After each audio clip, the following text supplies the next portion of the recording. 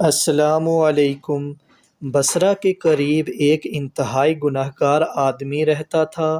جب وہ مر گیا تو اس کے جنازے کو اٹھانا تو بہت دور کی بات ہے، کسی نے ہاتھ لگانا بھی گوارا نہ کیا۔ ایسی حالت میں اس کی بیوی نے کرائے کے مزدور لیے وہ جنازہ اٹھوا کر قبرستان لے گئی۔ قبرستان کے قریب پہاڑوں میں ایک زاہد رہتا تھا جس کی عبادت کا بہت شہرہ تھا۔ جنازہ رکھنے سے پہلے وہ جنازہ پڑھنے کا منتظر تھا۔ جب اس زاہد کے جنازہ پڑھانے کی خبر پہنچی تو لوگ جوک در جوک جمع ہونا شروع ہو گئے۔ انہوں نے اس زاہد کی اقتداء میں نماز جنازہ پڑھی۔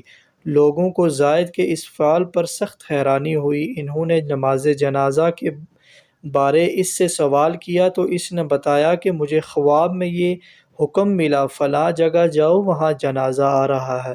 اس کے ساتھ صرف ایک عورت ہے جس کا جنازہ ہے، وہ مغفور ہے۔ اس جملے پر لوگوں کی حیرانی میں مزید اضافہ ہوا۔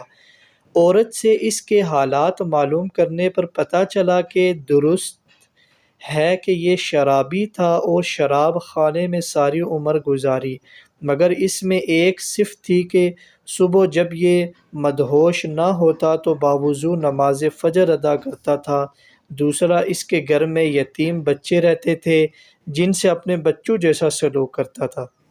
تیسرا، رات کو جب ہوش آتا تو خوب رو کر اللہ کے حضور التجا کرتا، یا اللہ مجھے خبیث سے جہنم کے کون سے کونے کے اوپر کرے گا۔ جب یہ راز کھل گیا تو زاہد روانہ ہو گیا۔ حوالہ مکاشفۃ القلوب صفحہ 628۔ مصنف حضرت امام غزالی رحمۃ اللہ علیہ۔